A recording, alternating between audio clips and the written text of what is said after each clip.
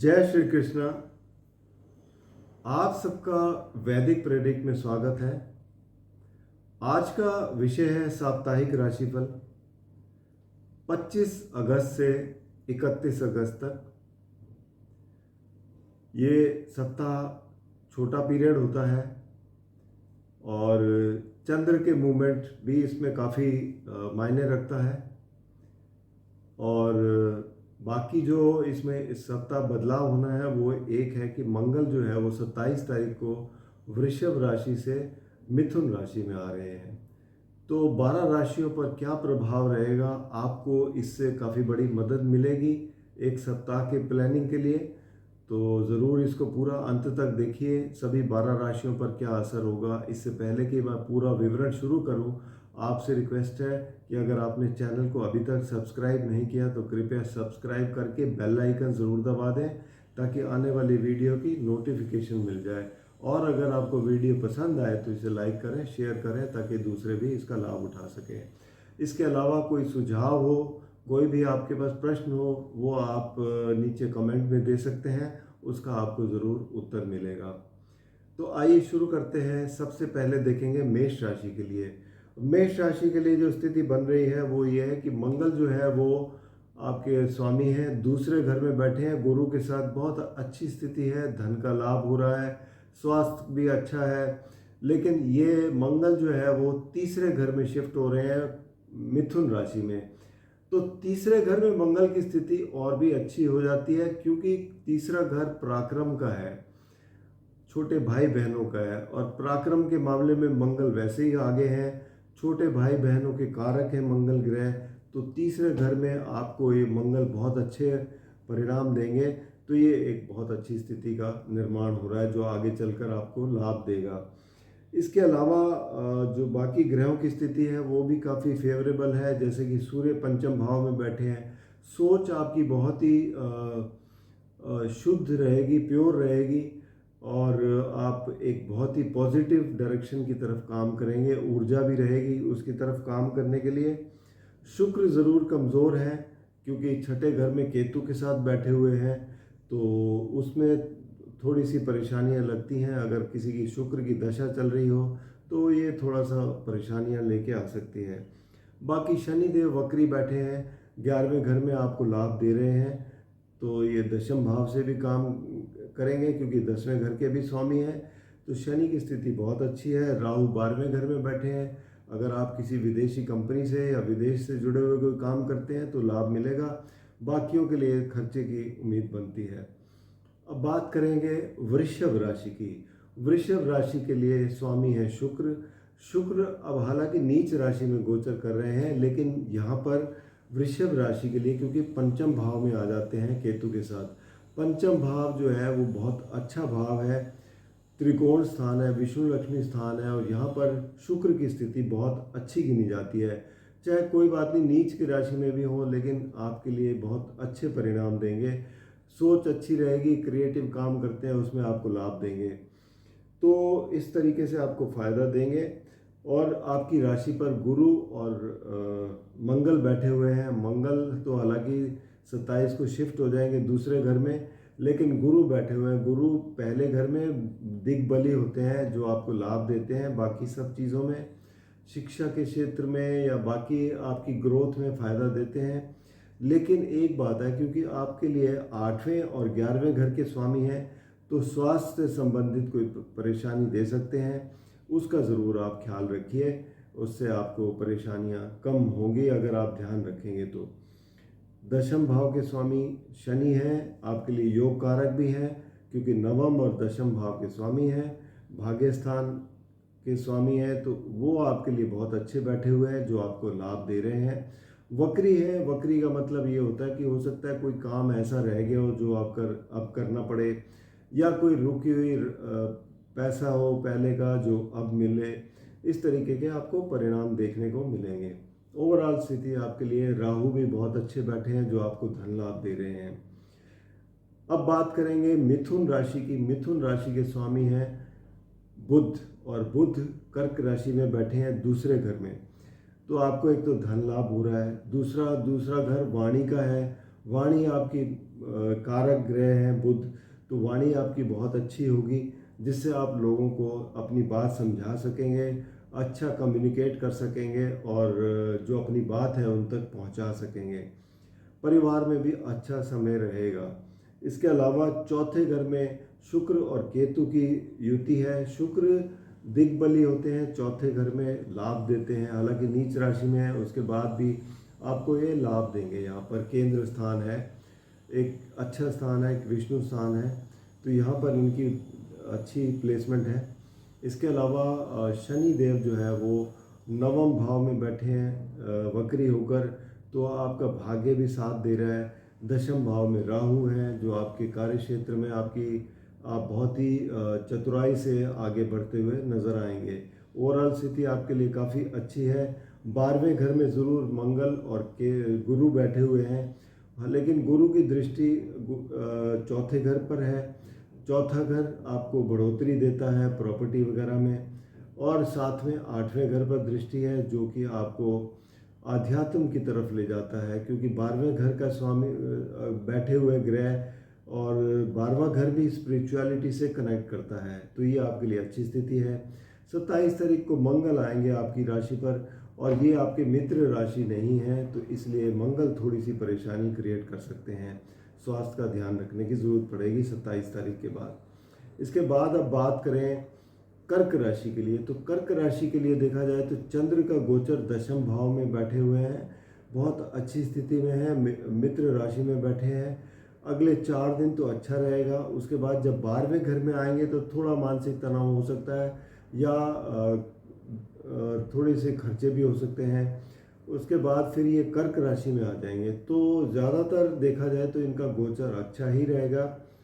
बाकी आपकी राशि में बुध बैठे हुए हैं, जो 12वें घर के स्वामी हैं, तीसरे घर के स्वामी हैं।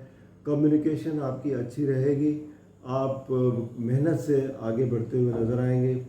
दूसरा, एकादश भाव में गुरु और मंगल बैठे हुए हैं, जो आपको लाभ दे रहे हैं, तो ये आपके लिए एक अच्छी स्थिति का निर्माण कर रहे हैं। शनि क्योंकि 8वें घर में बैठे हैं वक्री होकर, तो यहाँ पर क्योंकि ढैया चल रही है, अष्टम शनि जो है परेशानी देते हैं।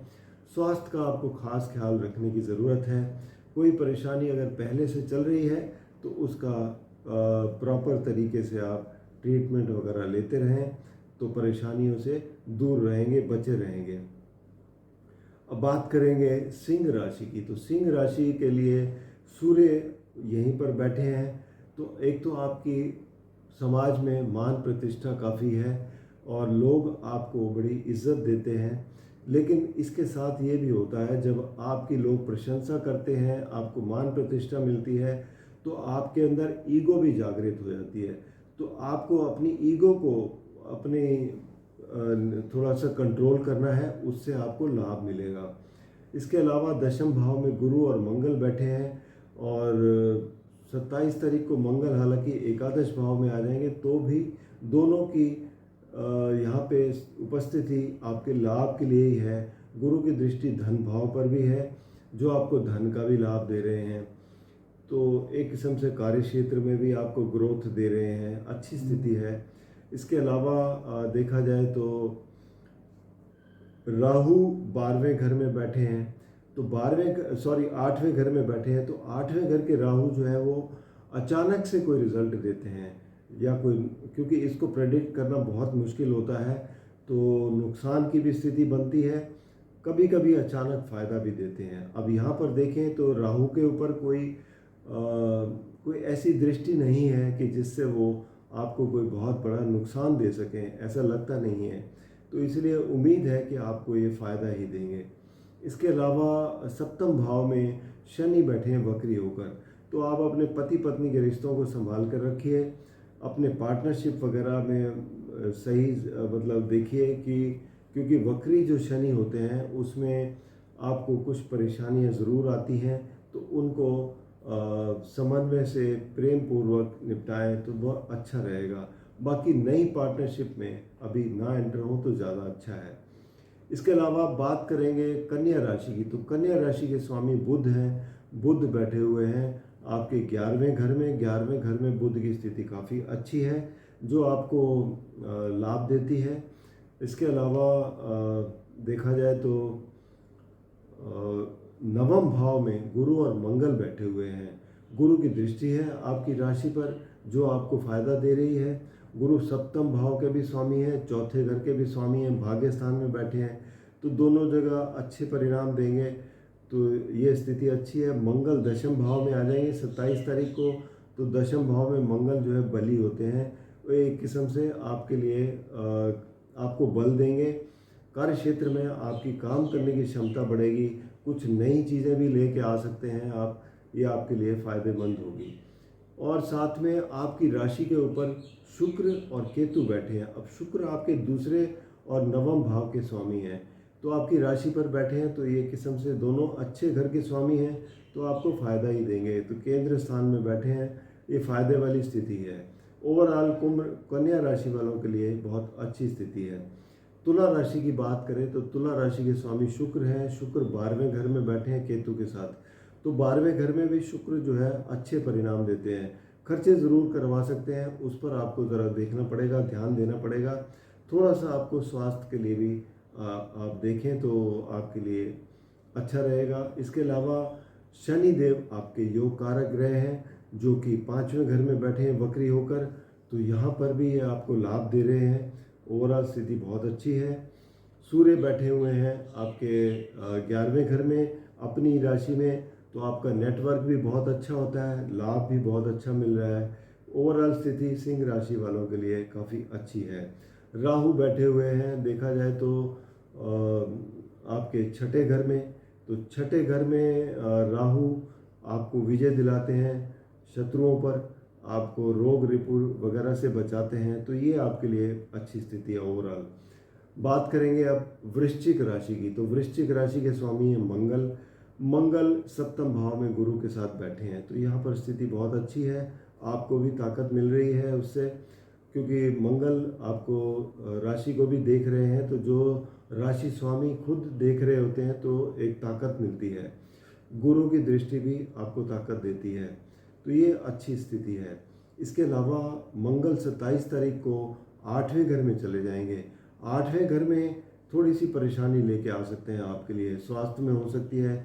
अचानक कोई आपकी जो बहुमूल्य वस्तुएं हैं उन पर ध्यान देने की ज़रूरत है, ताकि वो चोरी ना हो जाए, ये इस तरीके के परिणाम दे सकते हैं, तो इसका ध्यान रखिएगा। हालांकि छठे घर के स्वामी होते हुए 8वें में जब बैठेंगे तो विपरीत राजयोग भी बनाएंगे, तो आपको परेशानी के बाद आपको वो लाभ भी दे देते हैं, तो इस तरीके से काम करते हैं। इसके अलावा देखा जाए तो सूर्य जो है वो दशम भाव में बैठे हैं, जो आपको कामकाज के क्षेत्र में आपकी काफ़ी मदद कर रहे हैं। आपकी एनर्जी काफ़ी है, कामकाज में आपका प्रतिष्ठा बढ़ी हुई है, और सरकार से भी अगर हो सकता है तो आपको लाभ मिल सकता है, ऐसी स्थिति बनी हुई है।